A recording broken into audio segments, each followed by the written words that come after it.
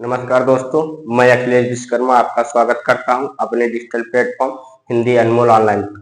दोस्तों, हम लोग रीतकाल पढ़ रहे थे। रीतकाल में हमने रीतबद्ध कवि को देख लिया है और रीत सिद्ध कवि को देख लिया है। तो आइए आज की क्लास में देखते हैं रीत मुक्त कवि हमारे जो हैं घनानंद, बोधा, आलम, ठाकुर, द्विजदेव, जो रीत मुक्त कवि हैं। आज हम उनको शुरू करने जा रहे हैं। तो ये रीत मुक्त की पहली क्लास होगी और रीत काल की 17वीं क्लास है दोस्तों। तो आइए शुरू करते हैं रीत मुक्त कवि। आप लोग हेडिंग डाल लीजिए रीत मुक्त कवि और उसके बाद उस हेडिंग के अंतर्गत लिखिए घनानंद।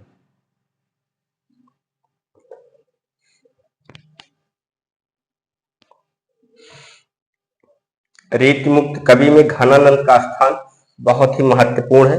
तो सबसे पहले हम लोग किसको देखेंगे? घनानंद। तो हेडिंग में क्या डालेंगे? घनानंद। आइए इनको देखते हैं। जन्म की बात करें तो इनका जन्म 1689 ईस्वी और निधन 1739 ईस्वी। तो आइए सबसे पहले लिखते हैं इनका जन्म 1689 ईस्वी और निधन की बात करें तो निधन कब हुआ था? 1739 ईस्वी।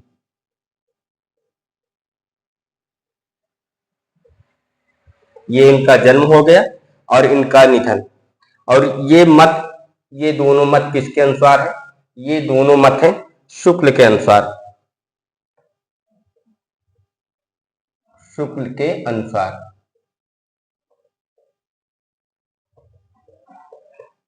और यही मत सर्वमान्य है।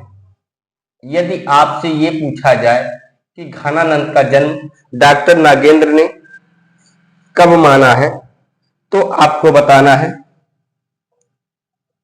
जन्म इनका हुआ था 1673। ऐसे मत लिखिए, आप लोग इसको ऐसे लिख लिए हैं। अब इसको एक लाइन में लिखिए, ज्यादा बेहतर रहेगा। डॉक्टर नगेंद्र ने इनका जन्म, ऐसे लिखिए, डॉक्टर नगेंद्र ने इनका जन्म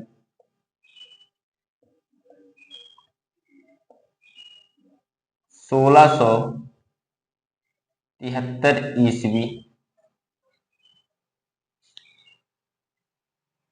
1673 ईस्वी में तथा निधन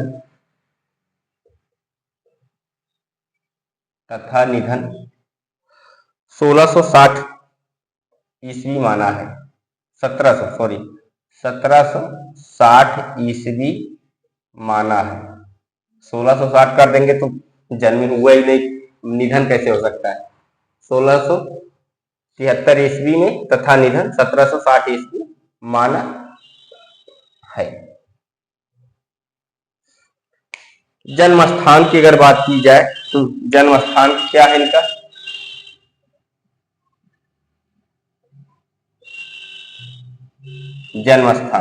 जन्म स्थान है इनका बुलंदशहर। तो जन्म स्थान लिख लीजिए बुलंदशहर। अगर आप निधन का स्थान लिखना चाहें तो लिख सकते हैं इनका निधन वृंदावन में हुआ था। आइए ये भी लिख लेते हैं, निधन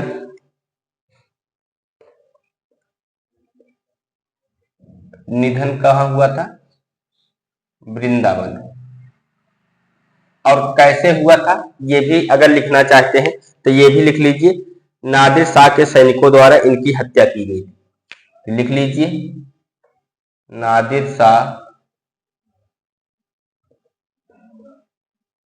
के सैनिकों द्वारा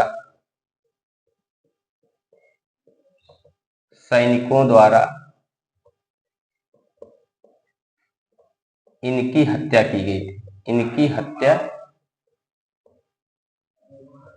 की गई थी। ठीक, नादिर शाह के सैनिकों द्वारा इनकी हत्या की गई थी। बहुत आराम से हम घनानंद को देखेंगे। घनानंद बड़ी परीक्षाओं में अक्सर करके पूछे गए हैं और टीजीटी, पीजीटी, एलटी ये सब बड़ी परीक्षाओं में सम्मिलित है। घनानंद का जन्म 1689 ईस्वी, निधन 1739 ईस्वी। शुक्ल के अनुसार यही सर्वमान्य है। अगर डॉक्टर नगेंद्र के अनुसार पूछे तो जन्म क्या है? 1673 ईस्वी और निधन 1760 ईस्वी। जन्म स्थान अगर आपसे पूछता है तो क्या बताना है? बुलंदशहर। और निधन कहाँ हुआ था? वृंदावन में। अभी तक यहाँ से क्वेश्चन तो नहीं आया है, लेकिन आ जाए तो आप लोग आसानी से कर सको। आश्रयदाता, अगर आश्रयदाता के बारे में बात की जाए तो आश्रयदाता कौन थे?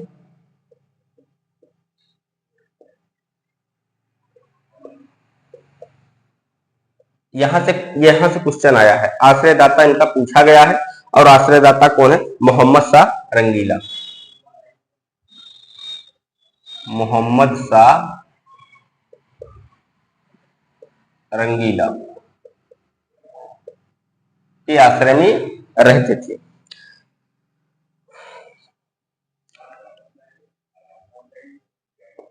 घनानंद, नई लाइन से लिखिए, घनानंद मोहम्मद शाह रंगीला के, घनानंद मोहम्मद शाह रंगीला इनकी उपाधि थी, तो इसको हम इन्वर्टेड कामा के अंदर लिखेंगे। मोहम्मद शाह रंगीला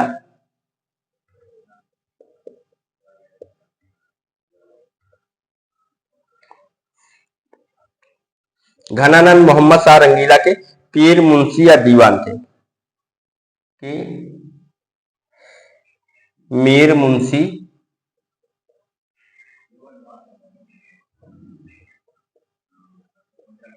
या दीवान।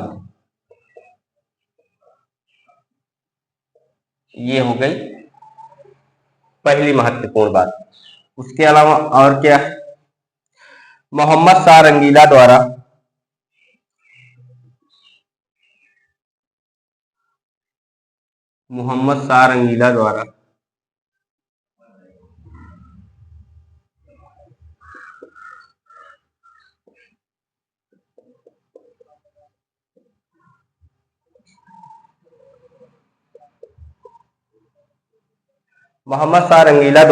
दरबार से निष्कासित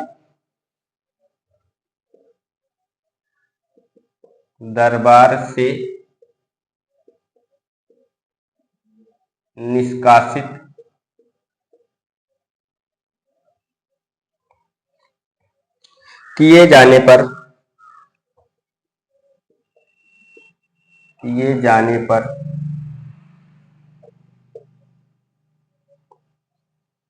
घनानंद निम्बार संप्रदाय में दीक्षित हो गए।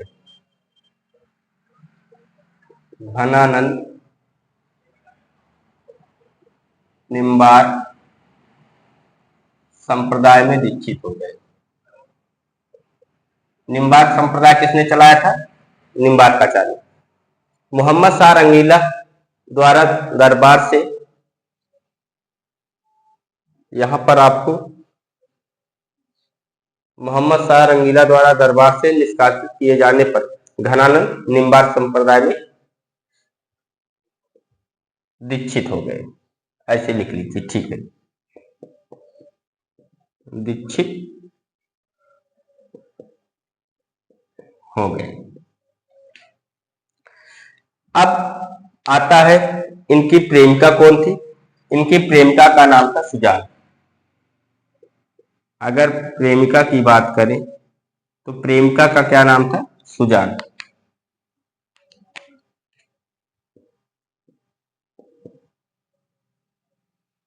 इसके अलावा गुरु, इनके दो गुरु थे।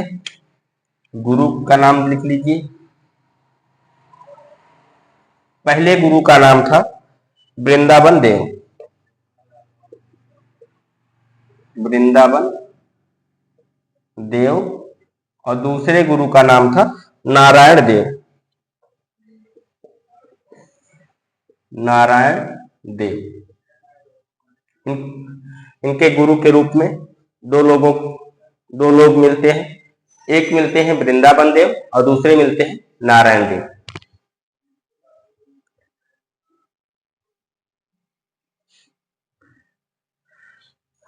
आइए अब देखते हैं घनानंद के उपनाम।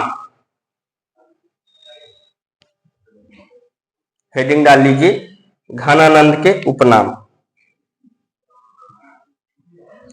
घनानंद के उपनाम।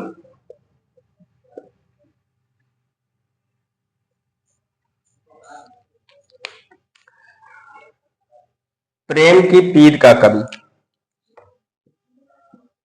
प्रेम की पीर का कवि। और ये नाम किसने दिया है? शुक्ल ने कहा।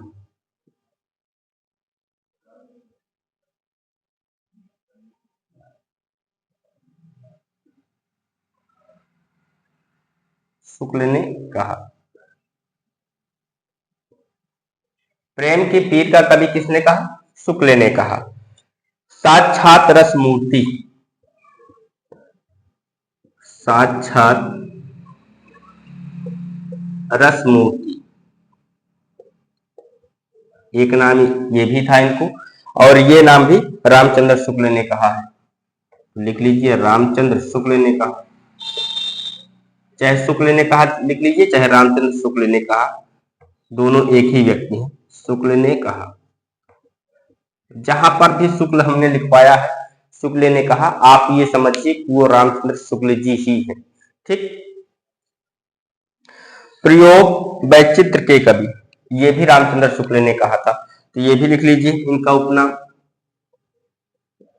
प्रयोग वैचित्र के कवि किसने कहा? रामचंद्र शुक्ल।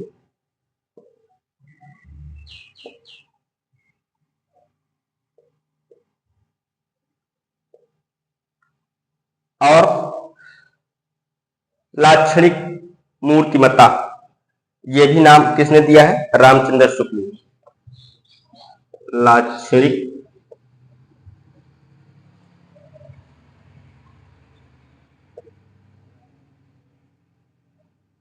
मूर्तिमता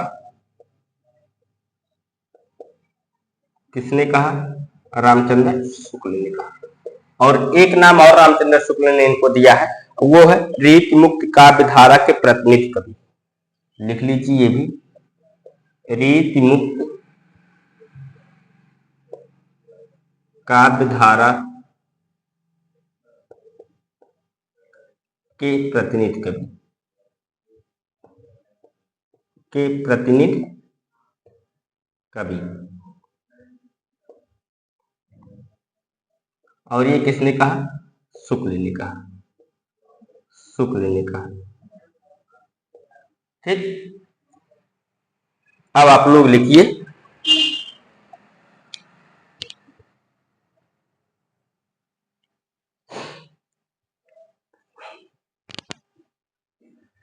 हम देख रहे हैं घनानंद को। जन्म 1689 ईस्वी, निधन 1739 ईस्वी, यही सर्वमान्य मत है। और कहा किसने है? रामचंद्र शुक्ल ने कहा। डॉक्टर नागेंद्र के अनुसार अगर पूछा जाए, इनका जन्म 1673 ईस्वी तथा निधन 1760 ईस्वी है। जन्म स्थान कहाँ है? बुलंदशहर। और निधन कहाँ हुआ था? वृंदावन में। और निधन कैसे हुआ था? नादिर शाह के सैनिकों द्वारा इनकी हत्या की गई थी, या हत्या करवा दी गई थी। ठीक। आश्रयदाता कौन है? मोहम्मद शाह रंगीला है। घनानंद मोहम्मद शाह रंगीला के पीर मीर मुंशी या दीवान थे। मोहम्मद शाह रंगीला द्वारा दरबार से निष्कासित किए जाने पर घनानंद निम्बार संप्रदाय में दीक्षित हो गए। आपसे ऐसे पूछेगा, मोहम्मद शाह रंगीला द्वारा दरबार से निष्कासित किए जाने पर घनानंद किस संप्रदाय में दीक्षित हुए थे? किस संप्रदाय में दीक्षित हुए थे? निम्बार संप्रदाय में। घनानंद की प्रेमिका का क्या नाम था? सुजान नाम था। और गुरु कौन थे? गुरु का नाम वृंदावन देव और नारायण देव, दो गुरु थे इनके। इनके उपनाम के बारे में बात की जाए तो उपनाम क्या है? प्रेम की पीर का कवि। आप ये नाम इनका बहुत ही प्रसिद्ध है। आपसे ये पूछा जा सकता है कि घनानंद का उपनाम प्रेम की पीर का कवि किसने कहा? तो रामचंद्र शुक्ल ने कहा। साक्षात रस मूर्ति किसने कहा? रामचंद्र शुक्ल ने कहा। प्रयोग वैचित्र के कवि किसने कहा? रामचंद्र शुक्ल ने। लाक्षणिक मूर्तिमता किसने कहा? रामचंद्र शुक्ल ने। रीत मुक्त काव्यधारा के प्रतिनिधि कवि कौन है? तो घनानंद है, और ये किसका मानना है? शुक्ल के अनुसार घनानंद रीत मुक्त काव्यधारा के प्रतिनिधि कवि है। तो आपको तीनों काव्यधारा जो रीतिबद्ध है उसमें केशवदास प्रतिनिधि कवि के रूप में आते हैं। रीति सिद्ध कवि में आपने बिहारी को देखा कि वो रीति सिद्ध के प्रतिनिधि कवि के रूप में आते हैं। अगर रीति मुक्त के रूप में देखा जाए तो कौन आते हैं? घनानंद जी आते हैं। तो आप लोग इतना लिख लीजिए, उसके बाद फिर हम आगे देखते हैं इनकी रचनाएं।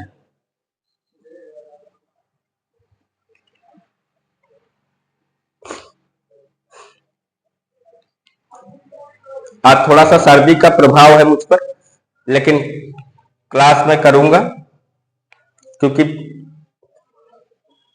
पीछे एक हफ्ता क्लास मिस हुआ है, उसका मुझे अफसोस हुआ और अफसोस भी रहेगा, क्योंकि आप लोगों का नुकसान है। आप लोग एक सप्ताह पीछे चल रहे हैं, तो कोशिश करते हैं उस सप्ताह को धीरे धीरे हम लोग कवर कर लें। आप लोगों ने लिख लिया, चलो आगे बढ़ते हैं। अब हम लोग देखते हैं शुक्ल इनके घनानंद की रचनाएं। अब पहला क्वेश्चन तो आपसे ये भी पूछा जा सकता है कि घनानंद की कुल कितनी रचनाओं का उल्लेख मिलता है? तो ये भी लिखना बहुत जरूरी है। तो आइए देखते हैं। घनानंद की 41 रचनाओं का उल्लेख मिलता है। घनानंद की 41 रचनाओं घनानंद की 41 रचनाओं का उल्लेख मिलता है।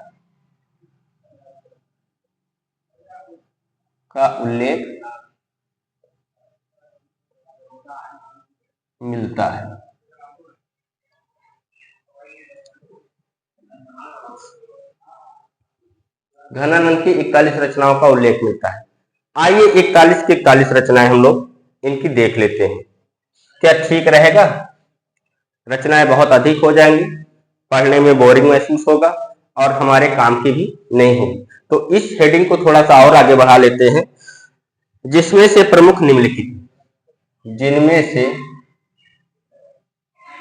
जिनमें से प्रमुख निम्नलिखित है। अब आपको यह भी मालूम हो गया कि इनकी कुल कितनी रचनाएं हैं? 41 रचनाएं हैं। और जो महत्वपूर्ण रचनाएं हैं अब हम उनको देखते हैं, जिनमें से प्रमुख निम्नलिखित है। तो आइए अब इनकी रचनाओं को देखा जाए कि कौन कौन सी रचनाएं हैं।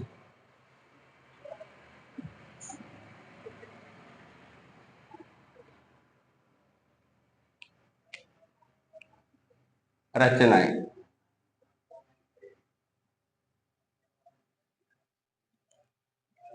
सुजान सागर इनकी रचना है। पहली रचना सुजान सागर इनकी रचना है।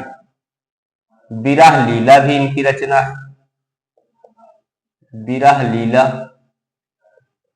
भी इनकी रचना है। और कोकसार भी इनकी रचना है। कोकसार भी इनकी रचना है। और रसकेल वल्ली भी इनकी रचना है। रसकेल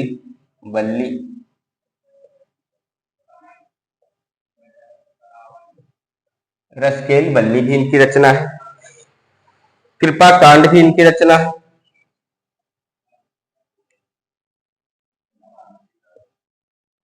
कृपा कांड, प्रेम सरोवर इनकी रचना है। प्रेम सरोवर और इश्कलता भी इनकी है। तो कौन कौन सी देख ली है? सुजान सागर, विरह लीला, कोकसार, रसकेली वल्ली, कृपा कांड, प्रेम सरोवर और इश्कलता को हमने देख लिया है। घनानंद कवित्व भी इनकी रचना है।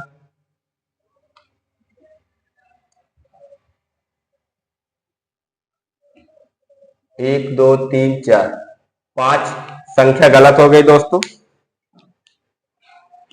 यहां से संख्या गलत हुई है, संख्या सही कर लीजिए, रचना सही है, रचना सही है। ये 5 नंबर, ये 6 नंबर और ये 7 नंबर।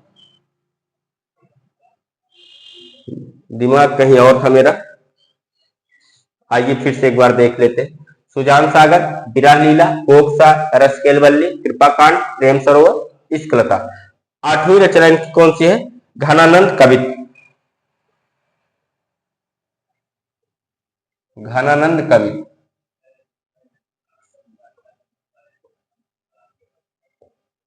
घनानंद कवित। इसके अलावा और प्रमुख रचना कौन सी है? प्रेम पत्रिका लिख लीजिए, प्रेम पत्रिका 9 नंबर पर, प्रेम पत्रिका।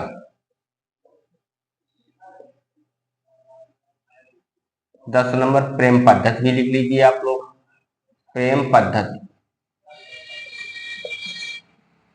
और प्रेम पद्धति के बाद आप लोग लिख लीजिए प्रेम पहेली भी इनकी है 11 नंबर पर, प्रेम पहेली। 12 नंबर पर प्रीति पावस, प्रीति पावस। 13 नंबर पर लिखिए सुजान हित, सुजान हित। 14 नंबर पर बस किया जाए, क्योंकि ऐसे लिखते चले जाएंगे तो 40-41 जो रचना है पूरी लिख लेंगे तो बहुत है इनकी। सुजान सागर, विरह लीला, कोकसा, रस केलवल्ली, कृपा कांड, प्रेम सरोवर, इश्कलता, घनानंद कवित, प्रेम पत्रिका, प्रेम पद्धति, प्रेम पहेली, प्रीति पावस, सुजान हित। अब 14 नंबर डाल दिए हैं तो लिख लीजिए वियोग बेल,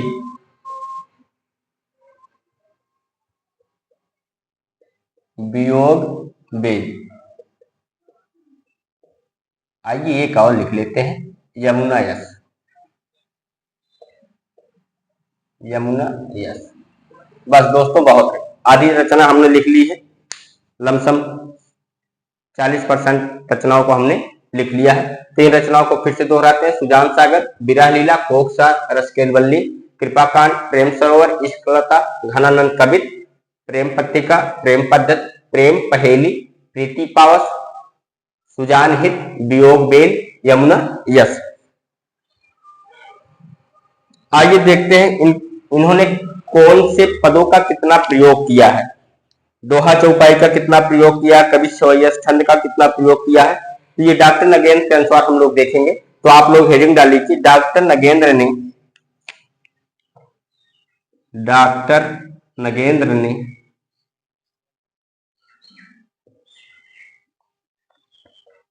घनानंद के पदों की संख्या, घनानंद के पदों की संख्या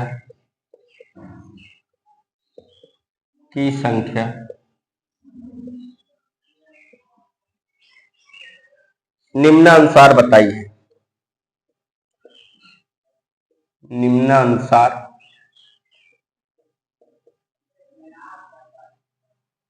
बताइए।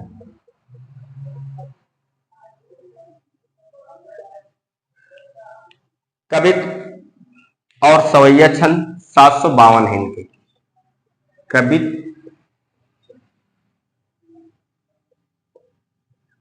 और सवैया छंद, सवैया छंद कितने हैं? 752। ये आपको याद करना पड़ेगा कि कविता और सवैया छंद कितने हैं? 752। इसके अलावा पद कितने हैं? 1057 पद। पद की बात की जाए 1057 पद। दोहा चौपाई कितना है? 2354 पद। दोहा चौपाई कब कितनी लिखी है? दोहा चौपाई 2354। आपसे ऐसे पूछेगा घनानंद के कवित और सवैया कितने हैं, तो आपको क्या बताना है 752। घनानंद के पद कितने हैं 1052।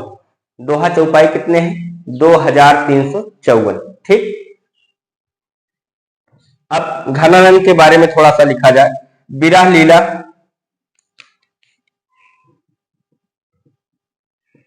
विरह लीला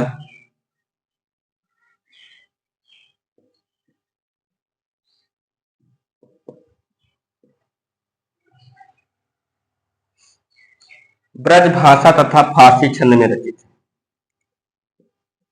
ब्रज भाषा तथा फारसी छंद में रचित है। फारसी छंद में रचित है। ये तो कई बार आ चुका है। घनानंद की कौन सी रचना फारसी ब्रजभाषा तथा फारसी छंद में रचित है? विरह लीला। ये लमसम सभी स्टूडेंट जानते हैं। घनानंद के पदों का संकलन, घनानंद के पदों का संकलन, पदों का संकलन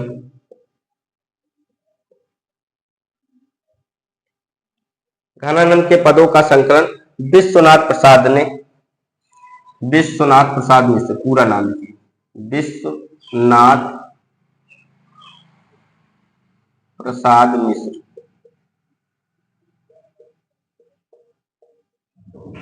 घनानंद के पदों का संकलन विश्वनाथ प्रसाद मिश्र ने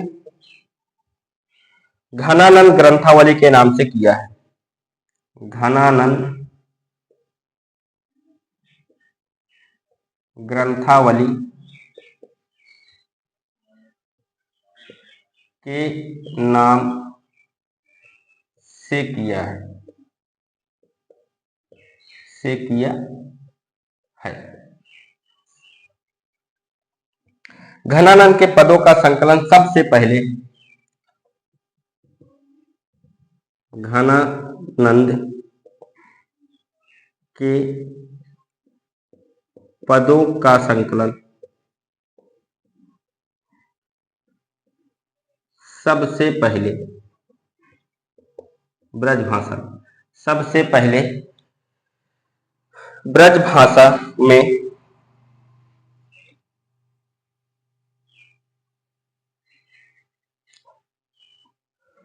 घनानंद के पदों का सबसे पहले संकलन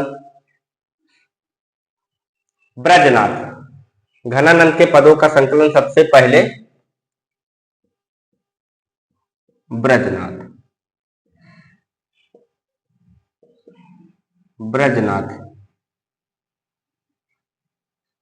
ने घनानंद कवित नाम से किया।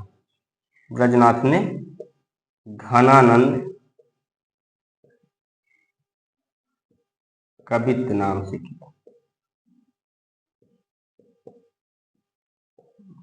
किया। घनानंद के पदों का संकलन सबसे पहले ब्रजनाथ ने घनानंद कवित के नाम से किया, जिसमें कुल 508 पद हैं, जिसमें कुल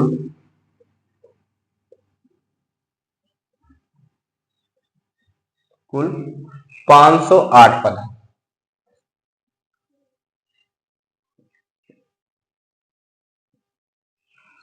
508 पद है और जिसमें 500 घनानंद के और तथा 8 ब्रजनाथ के हैं। ये भी आप लिखना चाहें तो लिख लीजिए, ब्रैकेट में लिख लीजिए 500 घनानंद के, घनानंद के तथा 8 पद, तथा 8 पद ब्रजनाथ के।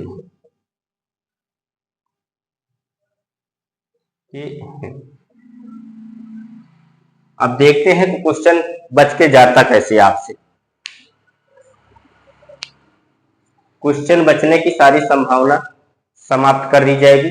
क्वेश्चन आपसे बच नहीं सकता किसी भी कीमत पर, अगर घनानंद से क्वेश्चन बनता है तो। घनानंद की 41 रचनाओं का उल्लेख मिलता है, जिसमें से प्रमुख निम्नलिखित है।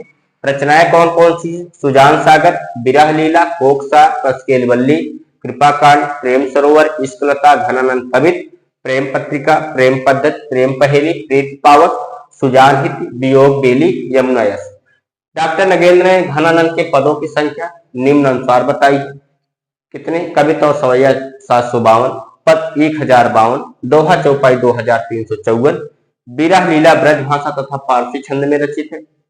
घनानंद के पदों का संकलन विश्वनाथ प्रसाद मिश्र ने किस नाम से किया? घनानंद ग्रंथावली के नाम से किया है। तो आपसे क्वेश्चन ये पूछेगा, ऐसे पूछ सकता है कि घनानंद ग्रंथावली का संकलन किसने किया? तो किसने किया है? विश्वनाथ प्रसाद मिश्र ने किया। घनानंद के सबसे पहले पदों का संकलन किसने किया? तो ब्रजनाथ ने किया। ब्रजनाथ द्वारा किए गए संकलन, घनानंद के पदों के जो ब्रजनाथ ने संकलन किया, उसमें पदों की संख्या कितनी है? तो 508 है। घनानंद के कितने पद हैं? 500 पद हैं और 8 स्वयं ब्रजनाथ के पद हैं। तो आगे लिखिए आप लोग। ब्रजनाथ ने घनानंद की प्रशंसा में लिखा है,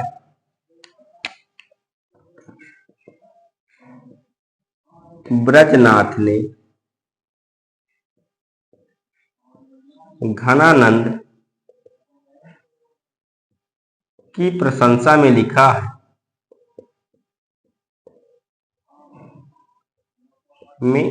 है, अब क्या लिखा है आइए देखते हैं। नेहि महाब्रज भाषा प्रवीण, नेहि महाब्रज भाषा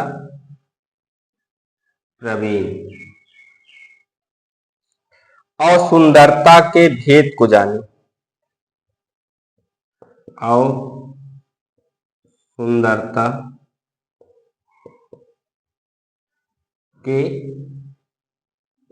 भेद को जाने।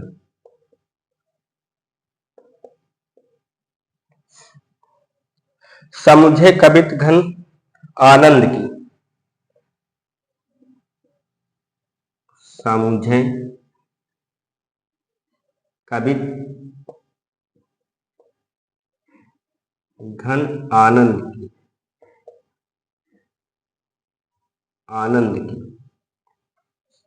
घनानंद के बारे में ये पंक्ति किसने लिखी है? ब्रजनाथ ने लिखी है। तो क्या कहा? नेहि महाब्रज भाषा प्रवीण और सुंदरता के भेद को जाने, समझे कवित घन आनंद की, ही आखिन ने की पीर तकी, ही आखिन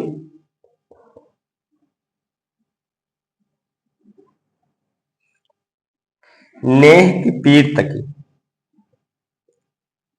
नेह की पीर तकी।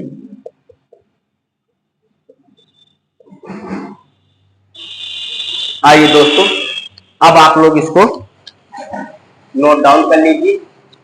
अब इसी के साथ हम सोच रहे हैं कि आलोचकों का कथन हो जाए। आप लोग इसको लिख लीजिए, उसके बाद फिर आलोचकों के कथन को देख लिया जाए। घनानंद, आइए पेज को दोहराते। घनानंद की 41 रचनाओं का उल्लेख मिलता है, जिनमें से प्रमुख निम्नलिखित है। सुजान सागर, विरह लीला, कोकसा, रसकेलवल्ली, कृपाकांड, प्रेम सरोवर, इश्कलता, घनानंद कवित, प्रेम पत्रिका, प्रेम पद्धत, प्रेम पहेली, प्रीति पावस, सुजान हित, वियोग बल्ली, यमुना यश। डॉक्टर नगेंद्र ने घनानंद के पदों की संख्या निम्नानुसार बताई। कविता और सवैया 752, पद 1052, दोहा चौपाई 2354, विरह लीला ब्रजभाषा तथा फारसी छंद में है। घनानंद के पदों का संकलन विश्वनाथ प्रसाद मिश्र ने घनानंद ग्रंथावली के नाम से किया है। घनानंद के पदों का संकलन सबसे पहले ब्रजनाथ ने घनानंद कवित नाम से किया, जिसमें कुल 508 पद हैं। 500 घनानंद के तथा 8 ब्रजनाथ के हैं। ब्रजनाथ ने घनानंद की प्रशंसा में लिखा, ने ही महाब्रज भाषा प्रवीण और सुंदरता के भेद को जाने, समझे कवित घन आनंद की ही अखिया ने की पीठ तकी। ये पंक्ति देकर के आपसे पूछ सकता है कि घनानंद की प्रशंसा में ये पंक्ति किसने लिखी है, तो आप बता सकते हैं कि ये पंक्ति किसने लिखी है, ब्रजनाथ ने लिखी है। आइए दोस्तों देखते हैं हम आलोचकों के मत को। और घनानंद के बारे में आप ये मान के चलिए कम से कम हम लोग 20 तो देखेंगे, 20 आलोचक के मत को देखेंगे, क्योंकि ये प्रतिनिधि कवि हैं तो यहां से क्वेश्चन आता भी है। तो हम ऐसा कुछ नहीं छोड़ना चाहते कि क्वेश्चन आए और आपके नोट्स से बाहर रहे। और जो कुछ थोड़ा बहुत इधर उधर मुझसे भी छूट रहा है, हम प्रयास करेंगे कि जब हम क्वेश्चन आंसर करवाएंगे तो उसमें हम कंप्लीट कर लेंगे, क्योंकि अभी मैं एक साधारण बोर्ड पर पढ़ा रहा हूं, आप लोग देख ही रहे हैं। अभी मेरे पास डिजिटल बोर्ड नहीं है, क्योंकि अभी मेरे पास कोई अर्निंग का स्रोत नहीं है। मैं प्रयास करूंगा कि आपके लिए डिजिटल बोर्ड की व्यवस्था की जाए, जिस पर आपको अच्छे से अच्छे क्वेश्चन करवाए जाए जो आपकी परीक्षा में आने योग्य है। तो आइए देखते हैं अगली हेडिंग क्या है, घनानंद के संदर्भ में आलोचकों के कथन। घनानंद के संदर्भ में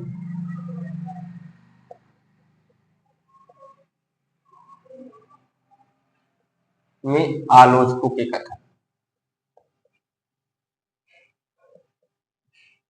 आलोचकों के कथन।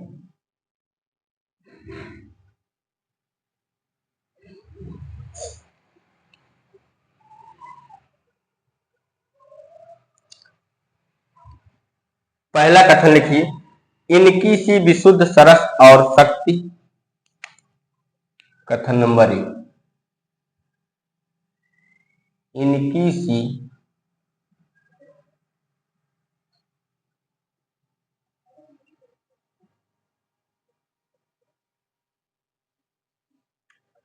विशुद्ध सरस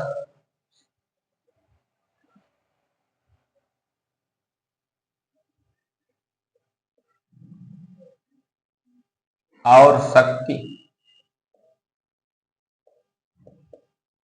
शालिनी और शक्तिशालिनी।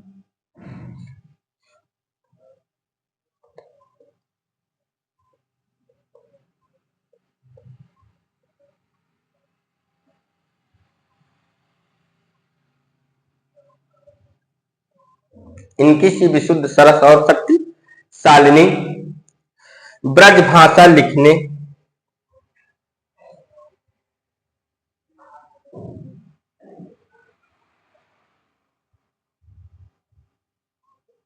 ब्रज भाषा लिखने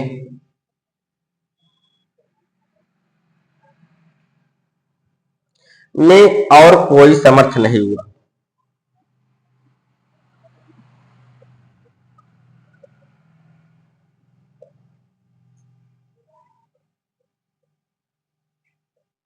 और कोई समर्थ नहीं हुआ।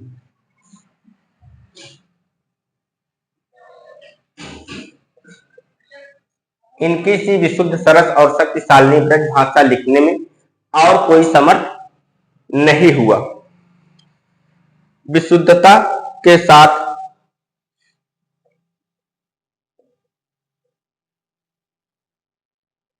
विशुद्धता के साथ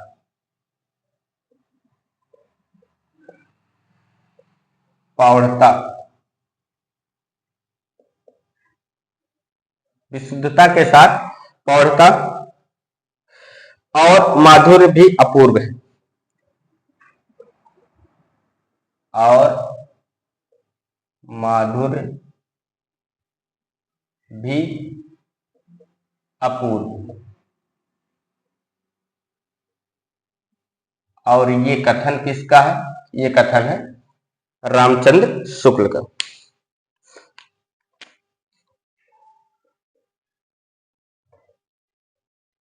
रामचंद्र शुक्ल। ये साक्षात रस मूर्ति और दूसरा कथन, ये साक्षात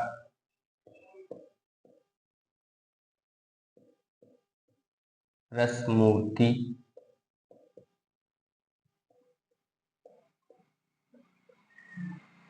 ये साक्षात रस मूर्ति और ब्रजभाषा काव्य के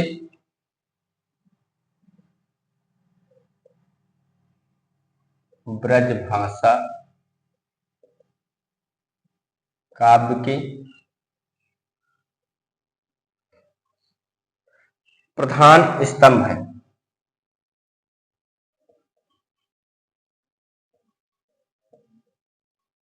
प्रधान स्तंभ है।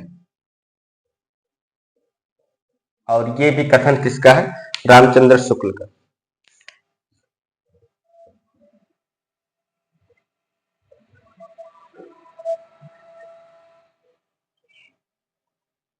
कथन नंबर 3, प्रेम की पीर ही लेकर, बहुत महत्वपूर्ण कथन है। प्रेम की पीर ही लेकर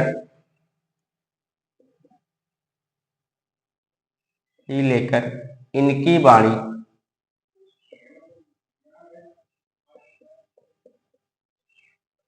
प्रेम की पीर ही लेकर इनकी वाणी का प्रादुर्भाव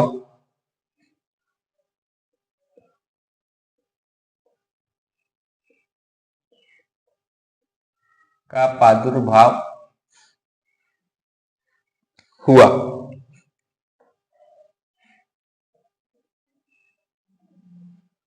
आगे लिखिए, प्रेम मार्ग का ऐसा प्रवीण, प्रेम मार्ग का ऐसा प्रवीण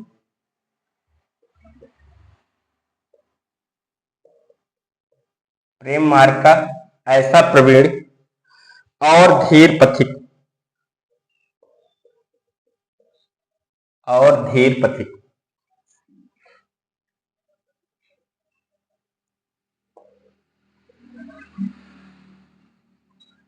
प्रेम की पीर ही लेकर इनकी वाणी का प्रादुर्भाव हुआ। प्रेम मार्ग का ऐसा प्रवीण और धीर पथिक तथा जवादानी का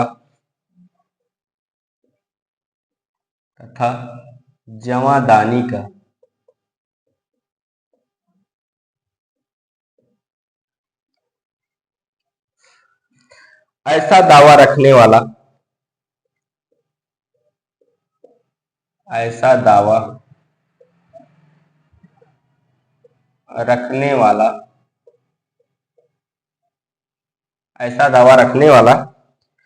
ब्रजभाषा का दूसरा कवि नहीं हुआ। ब्रजभाषा का दूसरा कवि नहीं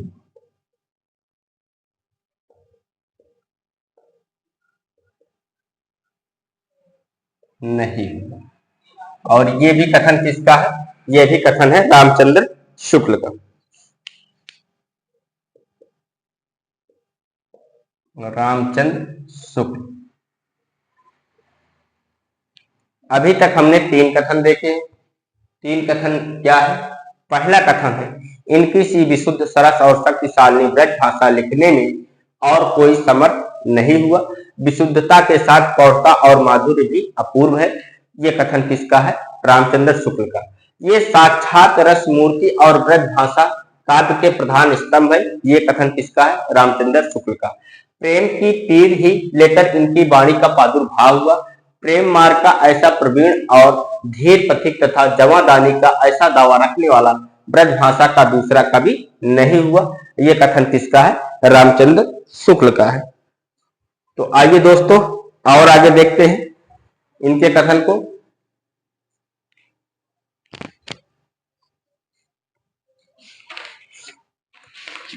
प्रेम की अनिवार्यता, कथन नंबर 4, प्रेम की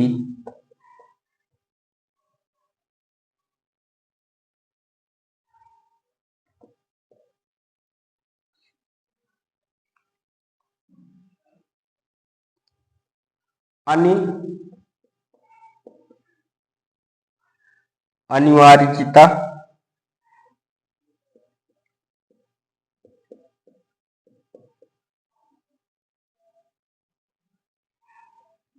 प्रेम की अनिवार्यता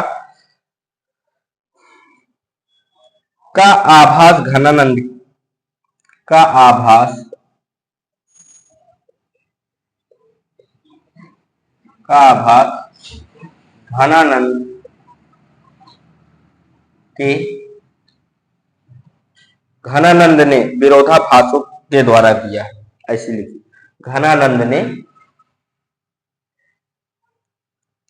घनानंद ने विरोधाभासों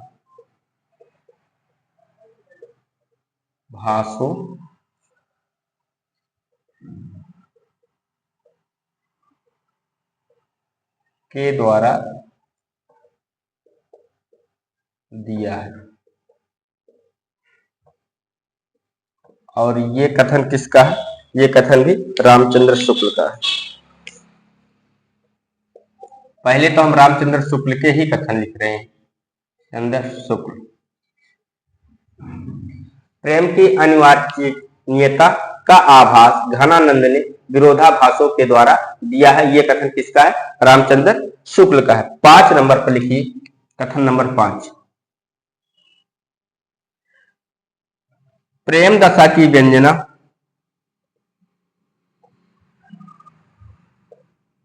प्रेम दशा की व्यंजना इनका अपना क्षेत्र है। प्रेम दशा की व्यंजना ही इनका अपना क्षेत्र है, अपना क्षेत्र है। प्रेम की गूढ़ अंतर्दशा का उद्घाटन प्रेम की गूढ़ अंतर्दशा का उद्घाटन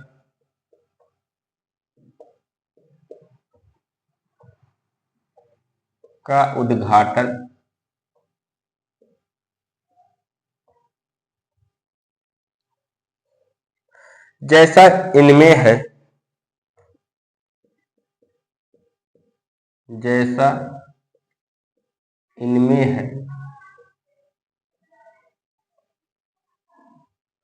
वैसा हिंदी के अन्य श्रृंगारी कवि में नहीं। वैसा हिंदी के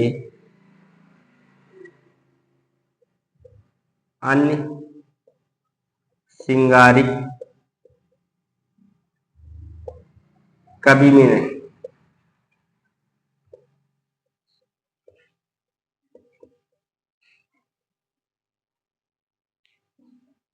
और ये भी कथन किसका है? रामचंद्र शुक्ल का।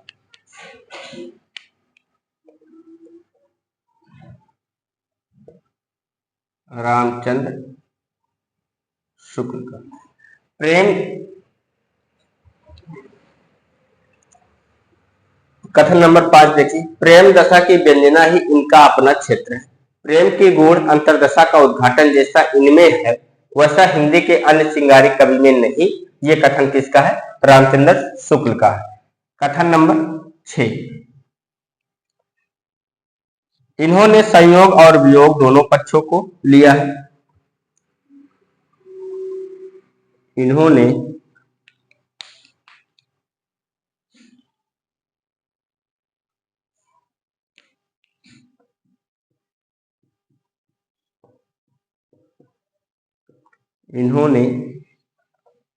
संयोग और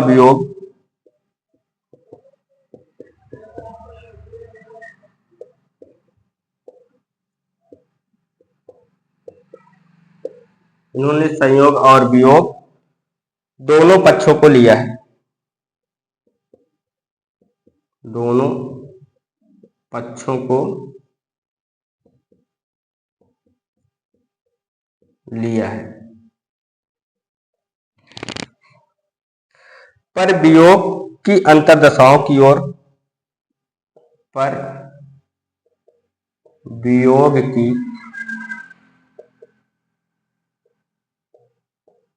अंतर्दशाओं की ओर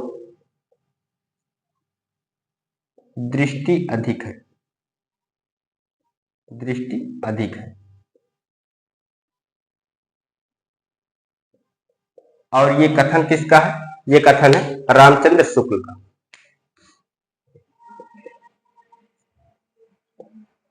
रामचंद्र शुक्ल का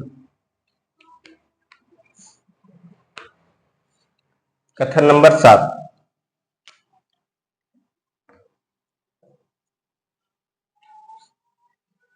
घनानंद ने ना तो बिहारी की तरह घनानंद ने ना तो बिहारी की तरह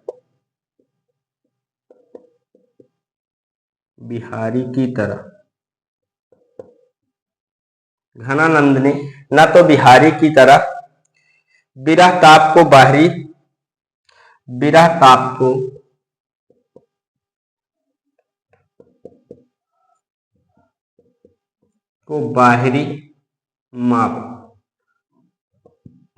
माप से मापा है।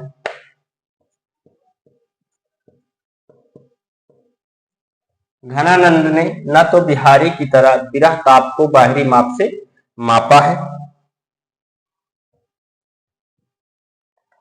न बाहरी उछल कूद दिखाई है। न बाहरी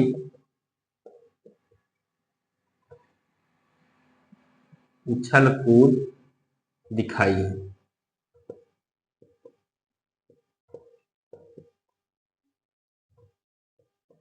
ना बाहरी उछल कूद दिखाई है।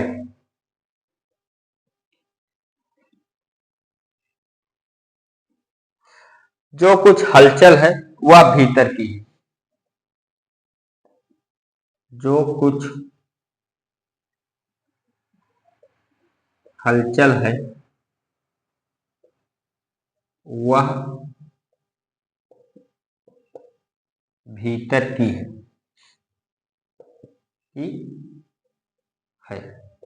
और ये भी कथन किसका है? रामचंद्र शुक्ल का।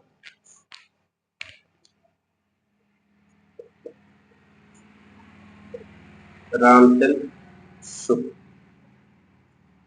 घनानंद ने न तो बिहारी की तरह विरह ताप को बाहरी माप से मापा है, न बाहरी उछल कूद दिखाई है। जो कुछ हलचल है वह भीतर की है। ठीक, भीतर की है, रामचंद्र शुक्ल का कथन है। आइए कथन और लिखते हैं। कथन नंबर 8।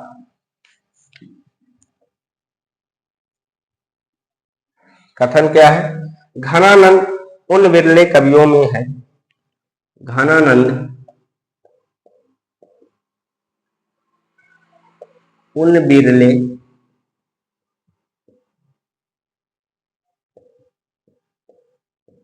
कवियों में है। घनानंद उन विरले कवियों में है जो भाषा की व्यंजकता जो भाषा की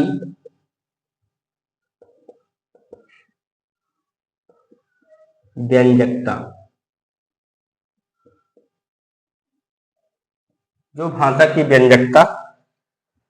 बढ़ाते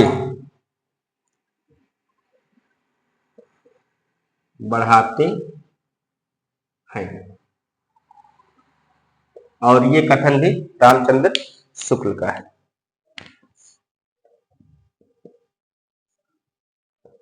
रामचंद्र शुक्ल। घनानंद उन बिरले कवियों में जो भाषा की व्यंजकता बढ़ाते हैं। और ये कथन किसका है? रामचंद्र शुक्ल का है। तो दोस्तों आप लोग लिख लीजिए, अभी कथन बहुत है। अभी बच्चन सिंह के कथन करवाएंगे, रामस्वरूप चतुर्वेदी के कथन करवाएंगे, रामधारी सिंह दिनकर के कथन करवाएंगे, उसके बाद आप लोगों की छुट्टी होगी।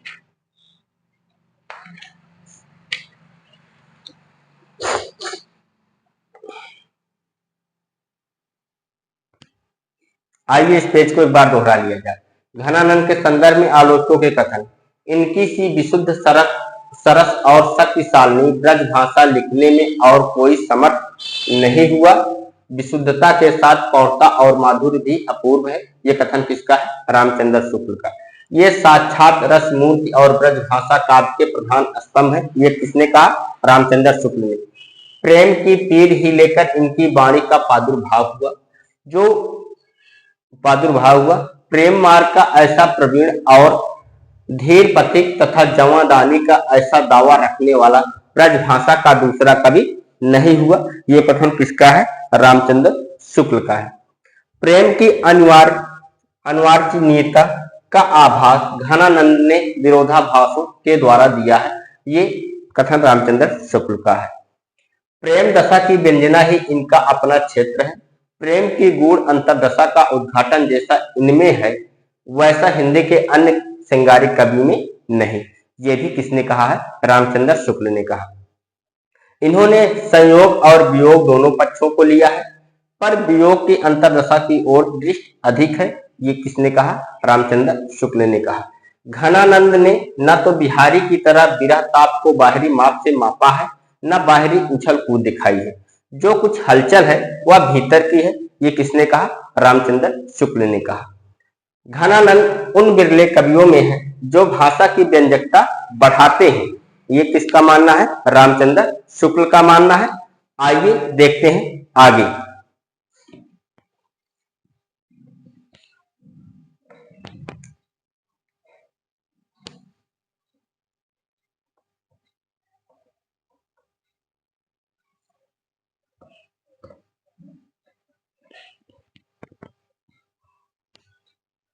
चलिए अगला कथन लिखते हैं।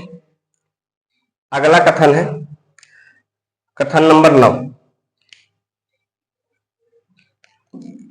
भाषा पर जैसा अचूक अधिकार। कथन नंबर 9। भाषा पर जैसा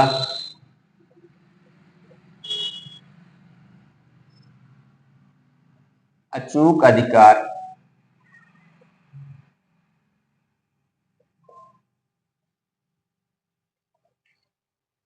एक बार चेक कर लिया जाए। आप लोगों को दिखाई दे रहा है? ठीक। भाषा का जैसा अचूक अधिकार इनका था,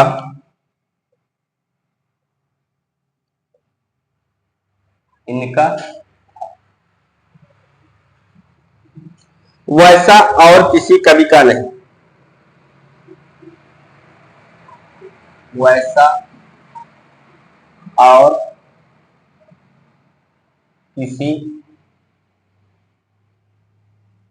कवि का नहीं।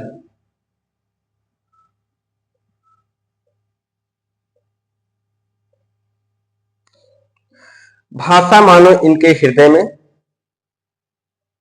भाषा मानो इनके हृदय के साथ, भाषा मानो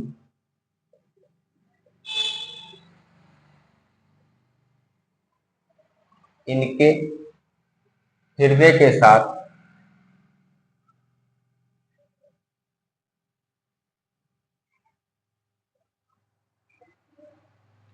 भाषा मानो इनके हृदय के साथ जुड़कर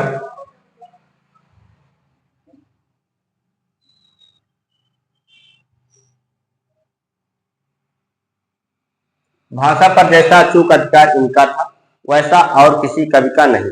भाषा मानो इनके हृदय के साथ जुड़कर ऐसी वंश वैसी वंशवंतनी हो गई,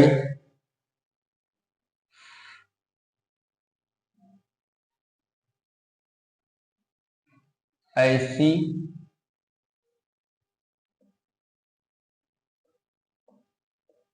वंशवंतनी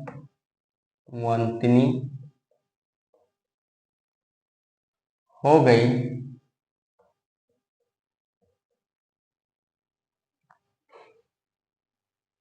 हो गई थी।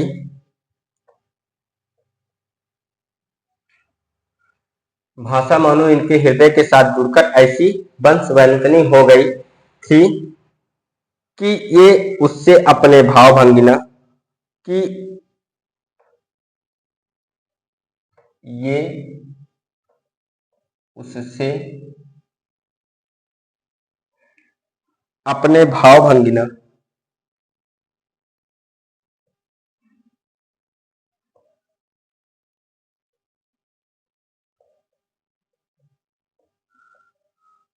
अपने भाव भंगिमा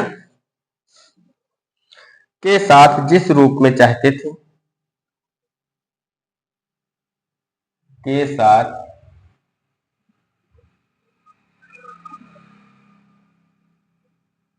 जिस रूप में चाहते थे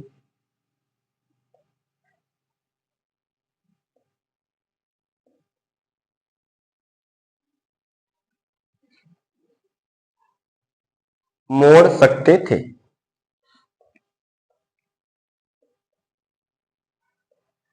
मोड़ सकते थे।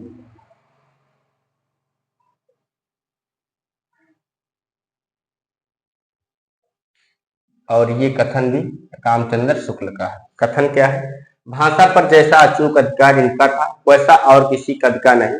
भाषा मानो इनके हृदय के साथ जुड़कर ऐसी वंशवंतिकी हो गई थी कि ये उससे अपने भाव भंगिमा के साथ जिस रूप में चाहते थे मोड़ सकते थे।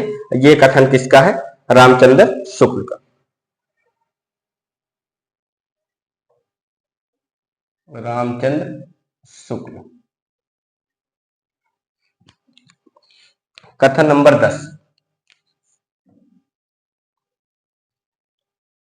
भाषा का ऐसा बेधड़क प्रयोग करने वाला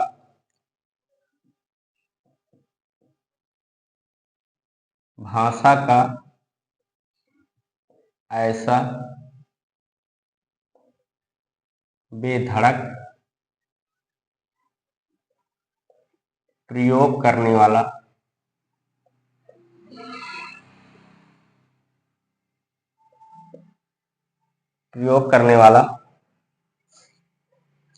हिंदी के पुराने कवियों में हिंदी के पुराने कवियों में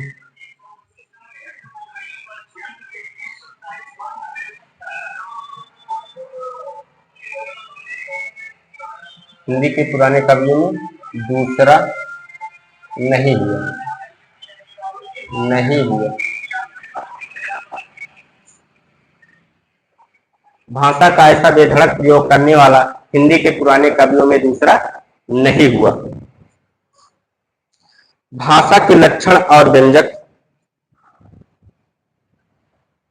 भाषा के लक्षण और व्यंजक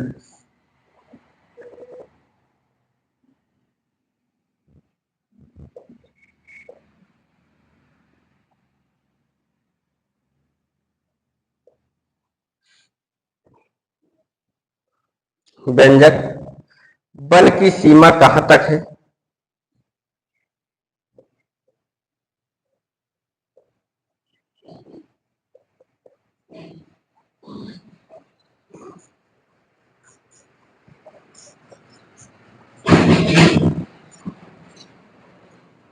कहाँ तक है?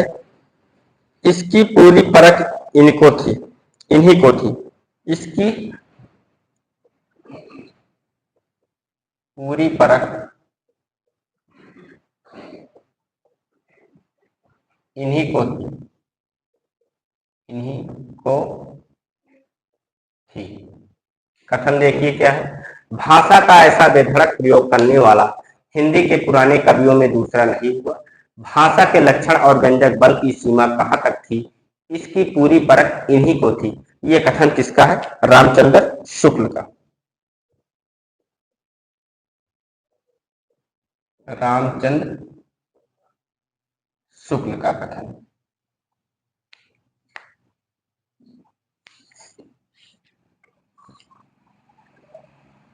कथन नंबर 11।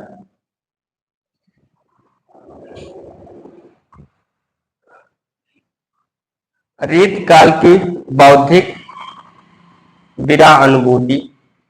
देखिए, रीत काल की बौद्धिक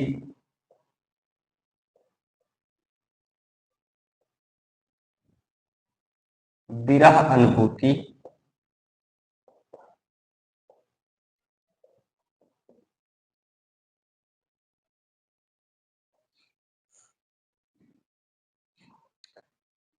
निष्प्राण था।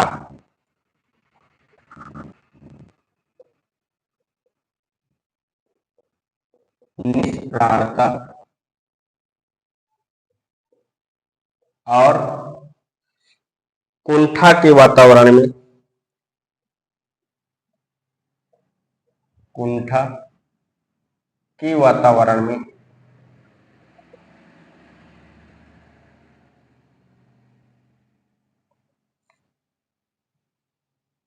घनानंद की पीड़ा, घनानंद की पीड़ा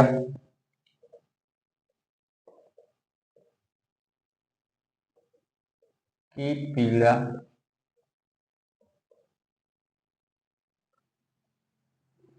की टीस सहसा, पीड़ा की टीस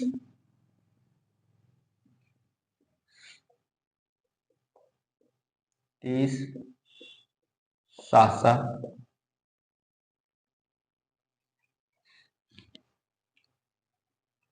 घनानंद की पीड़ा की टीस सहसा ही हृदय को चीर देती थी, ही हृदय को चीर देती है।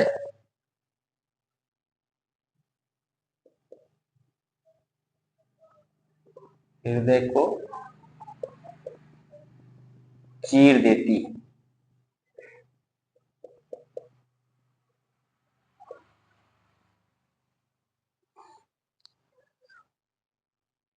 और सहज ही मान लेता कि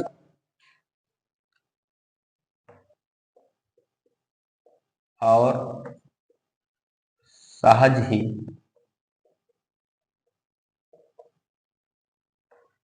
मान लेता कि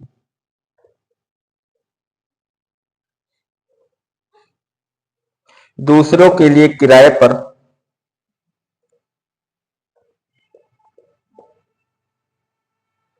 के लिए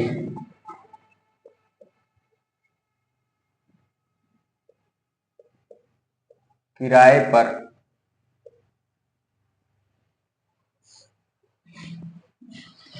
आंसू बहाने वालों के बीच,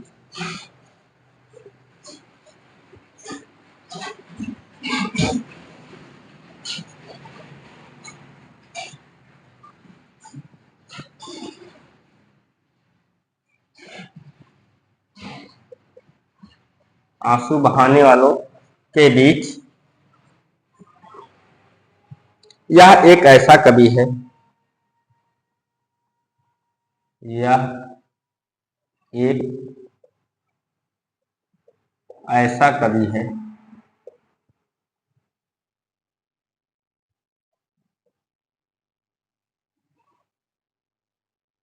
जो सचमुच अपनी पीड़ा में रो रहा है।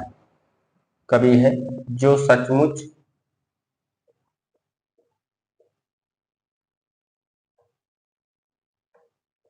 अपनी पीड़ा में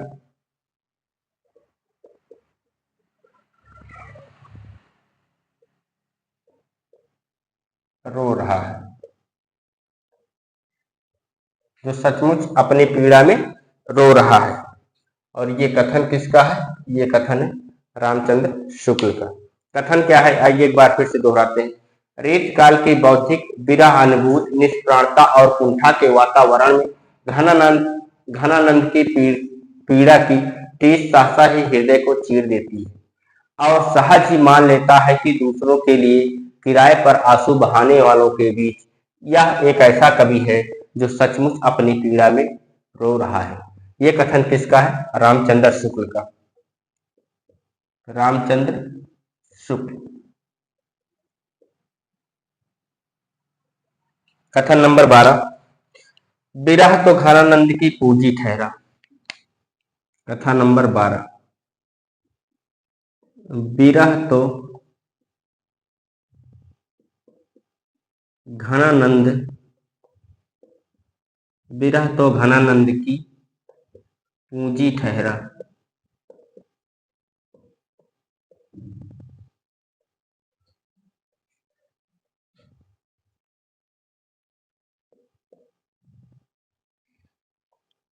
ये कथन किसका है?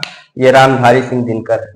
विरह तो घनानंद की पूंजी ठहरा, ये कथन किसका है? रामधारी सिंह दिनकर।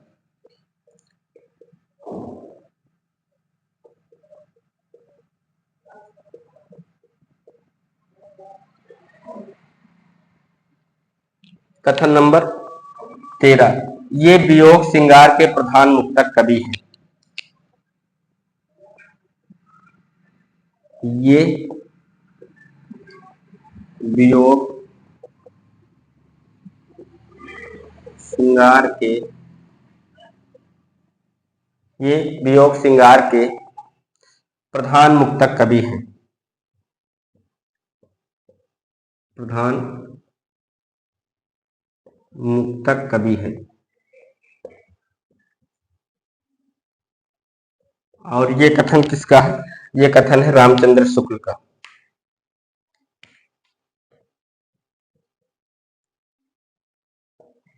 रामचंद्र शुक्ल का।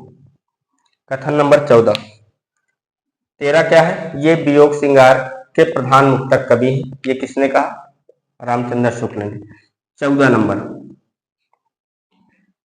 घनानंद के काव्य का घनानंद के काव्य का वैशिष्ट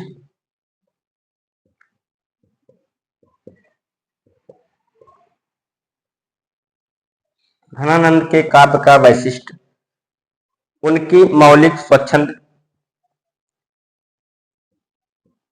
उनकी मौलिक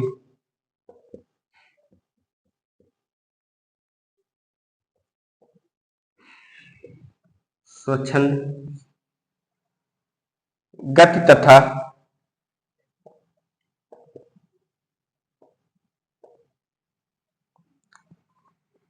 सर्जनात्मक सर्जनात्मक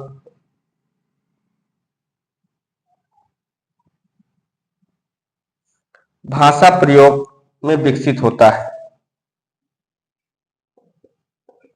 भाषा प्रयोग में विकसित होता है।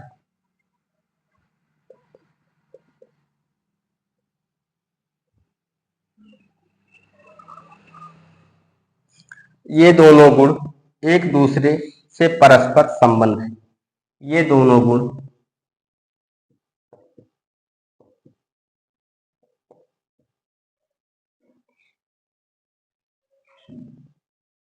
एक दूसरे से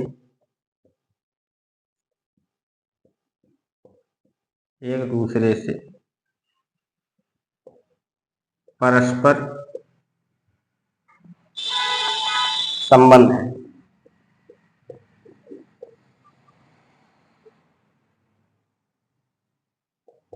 और ये कथन किसका है? रामस्वरूप चतुर्वेदी का कथन है।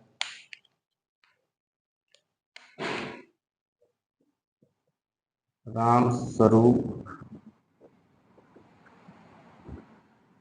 चतुर्वेदी। कथन नंबर 15, घनानंद की भाषा की कथन नंबर 15, घनानंद की भाषा की घनानंद की भाषा की वास्तविक शक्ति को घनानंद ने भाषा की। ऐसे ये कथन ऐसे होना चाहिए, यहां पर नहीं लगा। घनानंद ने भाषा की वास्तविक शक्ति को पहचान कर वास्तविक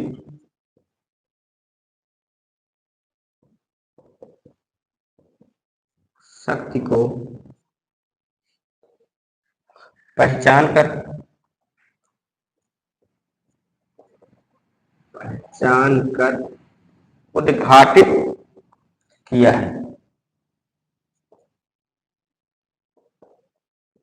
उद्घाटित किया है। और ये कथन किसका है? ये कथन है रामस्वरूप चतुर्वेदी। वो रामस्वरूप द्विवेदी, चतुर्वेदी नहीं, द्विवेदी। दो ही वेद हैं इनके पास।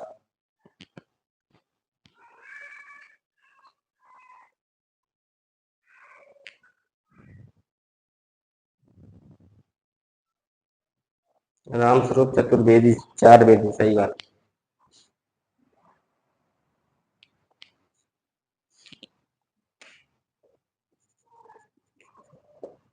चतुर्वेदी। और ये किसका? रामस्वरूप चतुर्वेदी।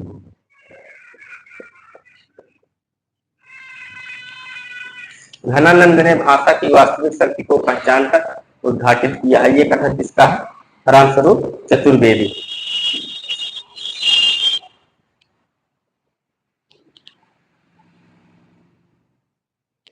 आइए इस पेज को एक बार दोहरा लिया जाए, उसके बाद फिर और आगे भी कथन देखे जाए।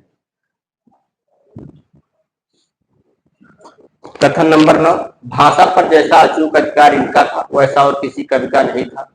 नहीं, भाषा मानो इनके हृदय के साथ जुड़कर ऐसी वंशवंतिका हो गई थी कि ये उनसे अपने भाव भंगिमा के साथ जिस रूप में चाहते थे मोड़ सकते थे। ये कथन किसका है? रामचंद्र शुक्ल का।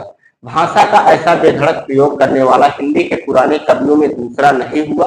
भाषा के लक्षण और व्यंजक बल की सीमा कहाँ तक है, इनकी पूरी परख इन्हीं को थी। ये कथन किसका है? रामचंद्र शुक्ल का।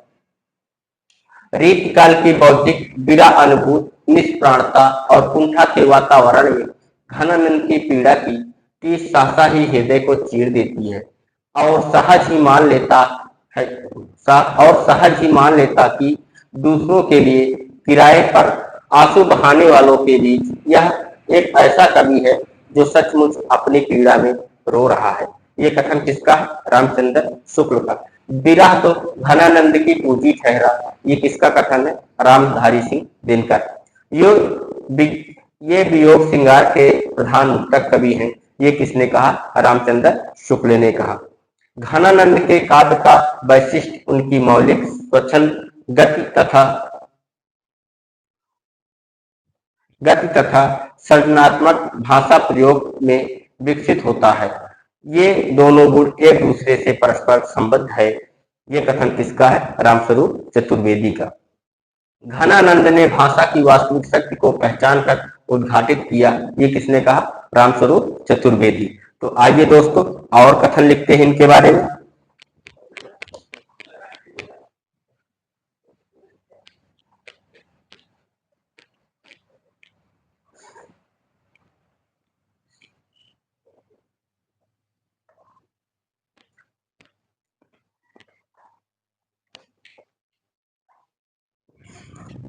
कथन नंबर 16,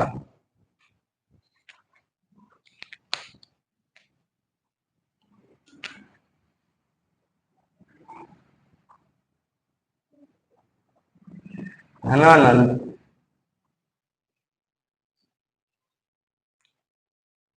घनानंद की स्वच्छंदता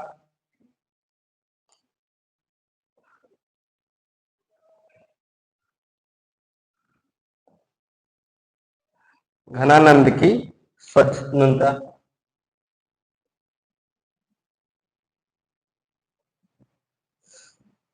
उनके बिंब विधान उनके बिंब विधान घनानंद की स्वच्छंदता उनके बिंब विधान प्रेम प्रयोग और प्रेम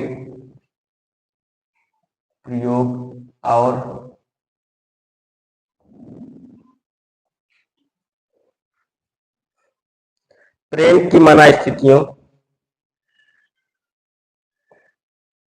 प्रेम की मनस्थितियों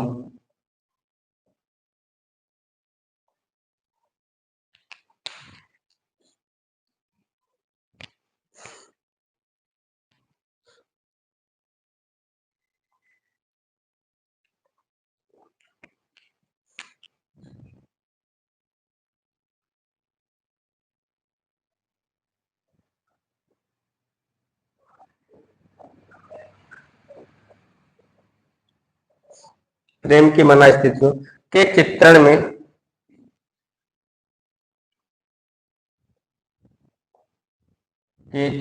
में सर्वत्र दिखाई देती है। सर्वत्र दिखाई दिखती है, डायरेक्टली तो दिखती है, सर्वत्र दिखती है। और ये कथन किसका? ये कथन है रामस्वरूप चतुर्वेदी, सर्वत्र दिखती है।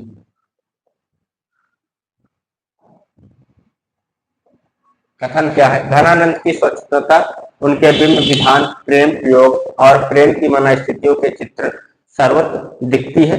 ये कथन किसका? रामस्वरूप चतुर्वेदी। कथन नंबर 17 लिखिए। घनानंद ने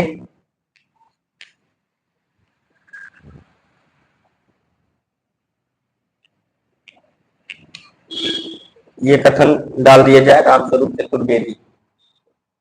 रामस्वरूप चतुर्वेदी।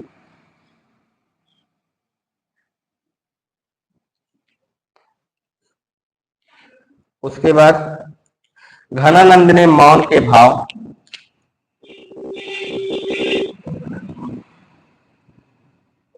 घनानंद ने मौन के भाव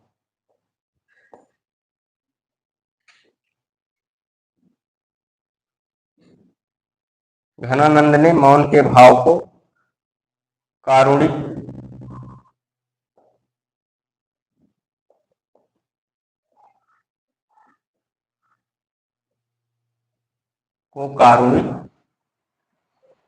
रूप में नहीं,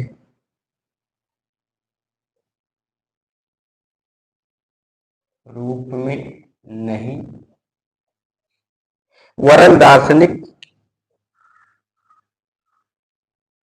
वरन दार्शनिक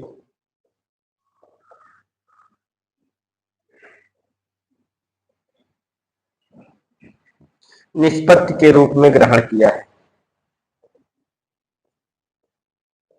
निष्पत्ति के रूप में ग्रहण किया है।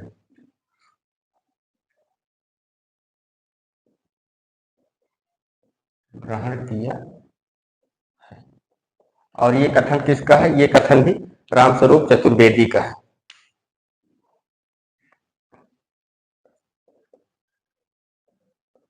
रामस्वरूप चतुर्वेदी।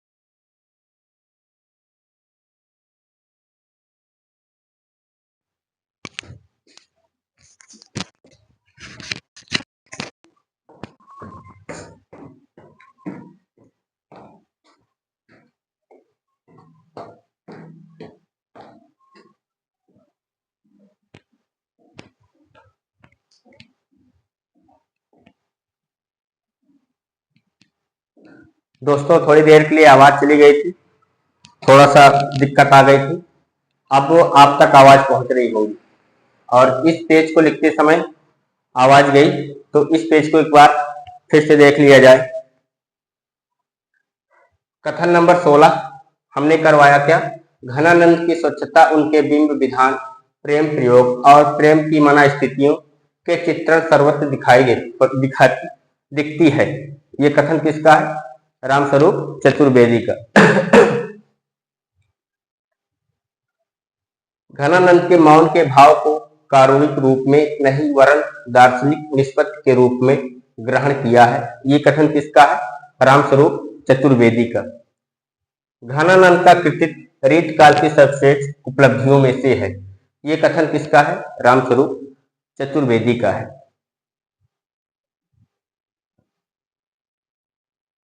अगला कथन 19 नंबर, घनानंद रीत मुक्त काव्यधारा के सर्वश्रेष्ठ कवि हैं तथा इनकी कविता मर्यादा के बांध में बंधकर न चलने वाली थी। जो कुछ इनके जीवन में है वही रचनात्मक स्तर पर कविता में है। ये कथन किसका है? डॉक्टर बच्चन सिंह का। 20 नंबर पर, घनानंद वियोग के मूर्तिमान कवि है। ये किसने कहा? Doctor Bachchan Singh. I hope अब आप तक आवाज पहुंच रही होगी। थोड़ी देर के लिए सिस्टम में थोड़ी सी दिक्कत हो गई थी, इसलिए आवाज कट गई थी और हमने सारी चीजें ब्लैक बोर्ड पर लिख रखी हैं। आप लोग इत्मीनान से लिखिए, किसी प्रकार की कोई समस्या नहीं होगी। मैं फिर से एक बार दोहरा दूंगा इस पेज को। आइए अब देखते हैं कथन नंबर 22। कथन नंबर 21, घनानंद प्रेम की यातना के कवि हैं। कथन नंबर 21, घनानंद प्रेम की यातना के कवि हैं।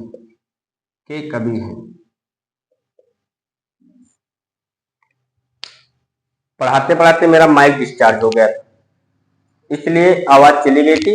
दूसरा माइक ले आए हैं, अब आवाज आप तक पहुंच रही।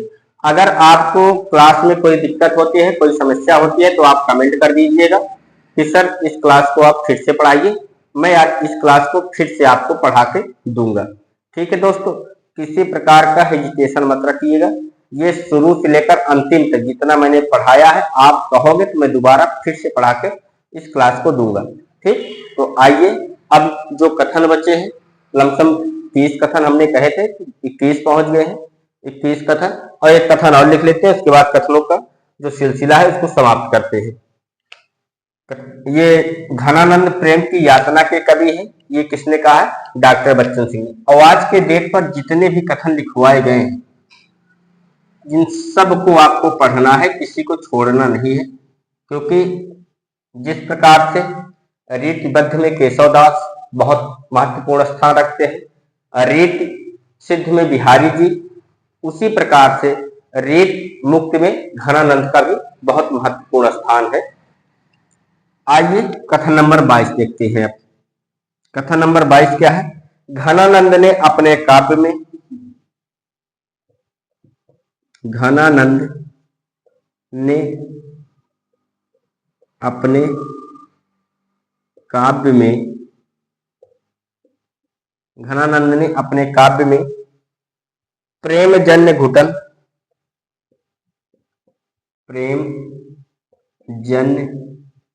घुटन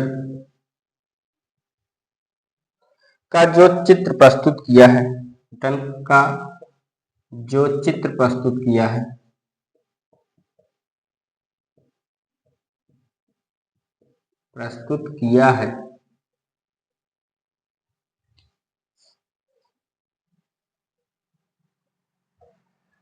वह शब्दों के चयन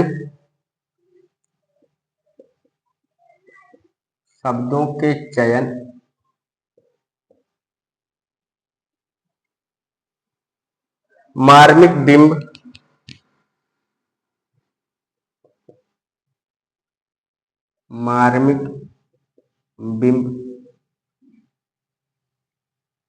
योजना तथा परिवेश, योजना तथा परिवेश, योजना तथा परिवेश निर्माण के कारण, निर्माण के कारण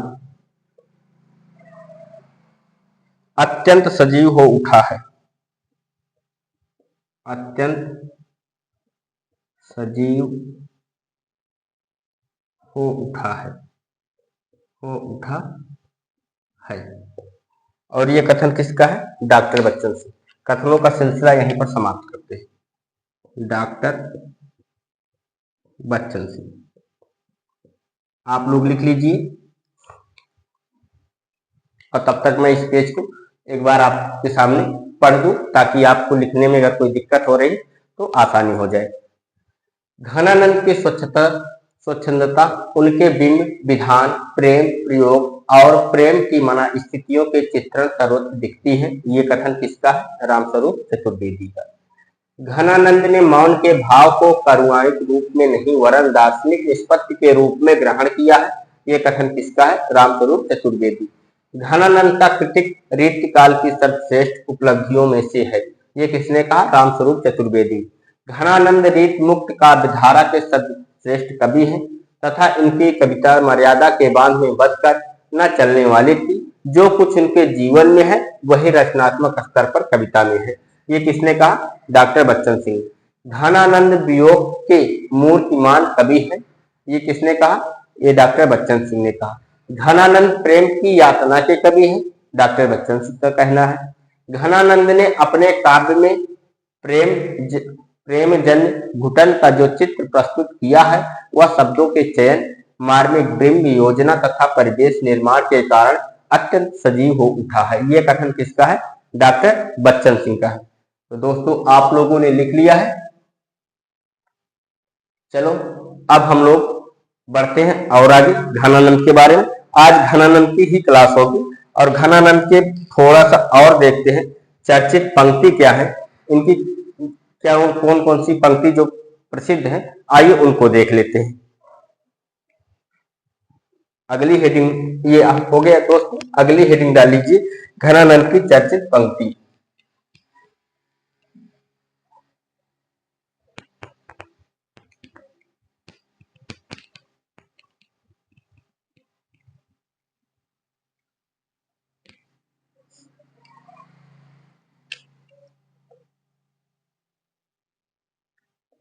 घनानंद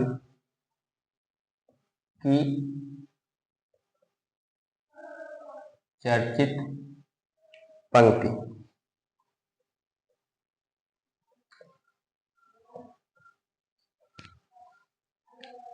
लौग लागे है कवित्त बनावत, पहली पंक्ति है।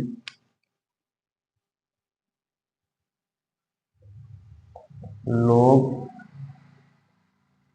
लागी है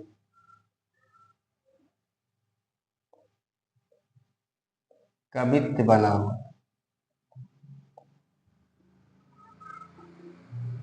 लोग लागी है कवित्त बनावत, मोको तो मोर कवित्त बनावत, मोको तो मोर कवित्त बनावत। मतलब लोग लगे हैं कविता बनाने में और कविता मोको तो मोर कवित्त, मतलब कविता मुझे ही कविता बना रही है। लोग लागे हैं कवित्त बनावत, मोको तो मोर कवित्त बनावत। दूसरी पंक्ति है अति सूदो स्नेह कुमारक, अति सूदो स्नेह कुमारक,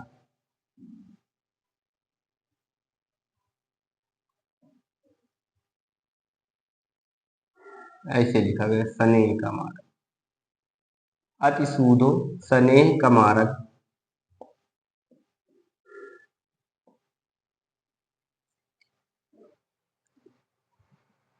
अति सूदो स्नेह को मारग है, जहाँ नेक सयानक वाक नहीं, जहाँ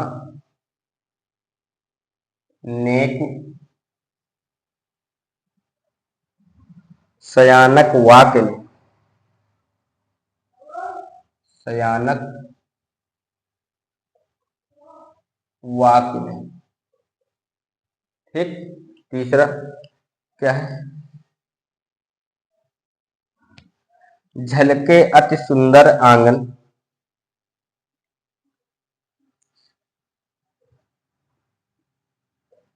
झलके अति सुंदर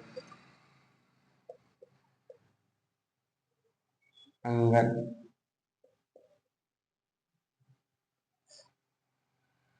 गौर झके दृक राजत कानन सोय, गौर छके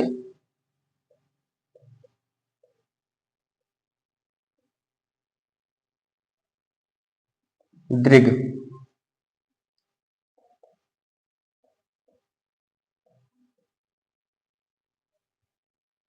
कानन छोय,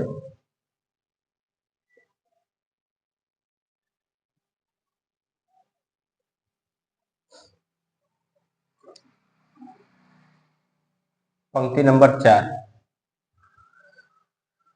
जो काहू कल पाए, जो काहू कल पाए, कल पाए का मतलब परेशान करता है। जो काहू कल पाए सो कैसे कल पाए, सो कैसे कल पाए।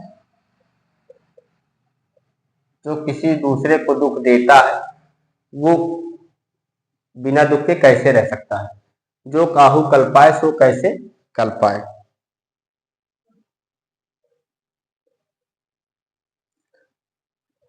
रैन दिनी घुटबे करे प्राण, 5 नंबर, रैन दिनी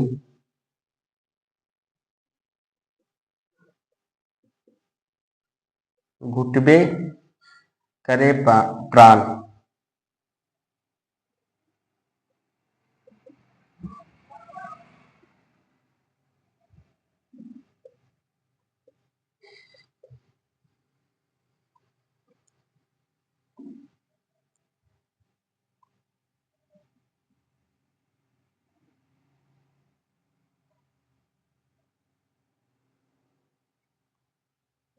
उजरन बसी है हमारी अखियन देखो, उजरन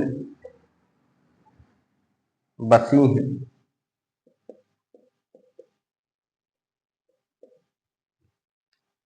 हमारी अखियानी देखो, हमारी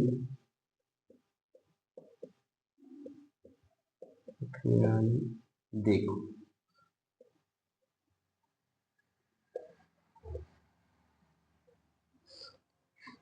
चलो एक और लिख ले, रावरे रूप की रीत अनूप, रावरे रूप की रीत अनूप,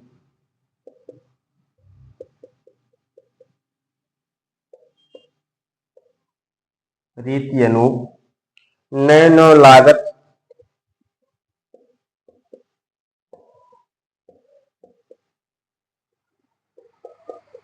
न्यू न्यू लागत, ज्यो ज्यो निहारिए, ज्यो ज्यो निहारिए।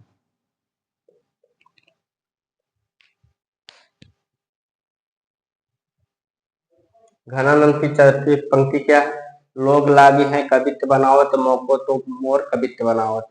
आदि सूदो स्नेह का मारक, जहाँ नेक सयानक वाक नहीं।